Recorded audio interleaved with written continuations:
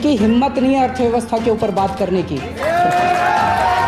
इनकी हिम्मत नहीं है बेरोजगारी पे बात करने की।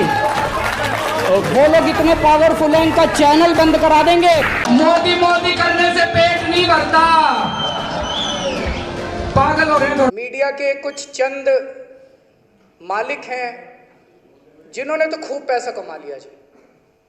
मीडिया के कुछ चंद एडिटर हैं जिन्होंने खूब पैसा कमा लिया। जैसे कोई बता रहा था अभी 10 लाख रुपए, 15 लाख रुपए, 20 लाख रुपए महीने की तनख्वाहें इनकी। मीडिया में कुछ एंकर भी हैं जिन्होंने खूब पैसा कमा रखा है, लेकिन जो आम रिपोर्टर है वो गरीब होता जा रहा है और ये ऊपर वाले अमीर होते जा रहे हैं। वो गैप बढ़ता जा रहा है इनके बीच में। हमारी सरकार इन रिपोर्टरों के साथ खड़ी है और दूसरी सरकार है उन मालिकों के साथ।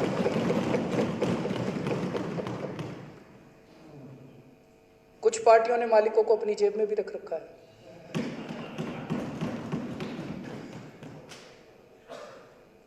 तो उनके लिए, पत्रकारों के लिए भी बहुत बड़ा कदम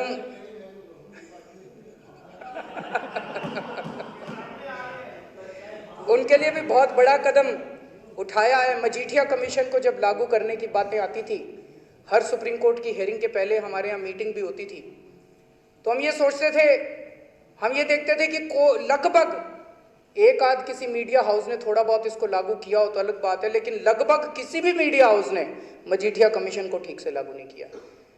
जो आम पत्रकार हैं उनको उनका हक नहीं दिया जा रहा है। जो आम रिपोर्टर हैं, कई ऐसे रिपोर्टरों को हम जानते हैं जो 15-15, 20-20 साल से काम कर रहे हैं और आज 15-20 हज़ार रुपये महीने की तनख्वाह के ऊपर काम कर रहे हैं। उनके साथ घोर अन्याय हो रहा है। तो मजीठिया कमीशन बिल्कुल लागू नहीं किया जा रहा है। अभी जब हम सोचते थे कि मजीठिया कमीशन लागू कराएं तो देखते थे अगर कोई मीडिया हाउस मजीठिया कमीशन लागू नहीं करता तो आपको ये जान के हैरत होगी उसके खिलाफ कितनी पेनल्टी है, 200 रुपए की। बस, कोई सजा नहीं है, कोई जेल नहीं है, कुछ नहीं है।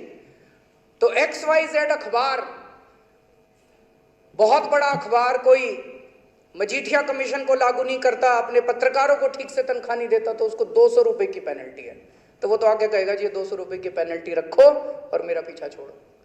तो अब पहली बार इसके अंदर लिखा गया है कि, और उसमें लिखा है कि अगर कोई पत्रकार शिकायत करता है सरकार को तो सरकार अपनी पूरी मशीनरी लगाने के बाद उसको उसकी ड्यू तनख्वाह दिलवाएगी।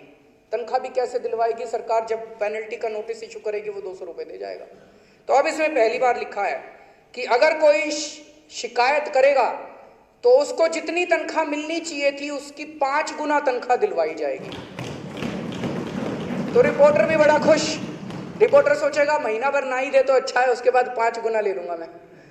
तो 5 गुना तनख्वाह दिलवाई जाएगी और जो पहले 200 रुपए पेनल्टी थी वो अब 200 रुपए पर डे के हिसाब से लगाई जाएगी जब तक वो पूरी तनख्वाह नहीं दे देता, और 6 महीने तक की जेल का प्रावधान है उसके मैनेजमेंट के ऊपर जो अखबार वाला ऐसा करता है।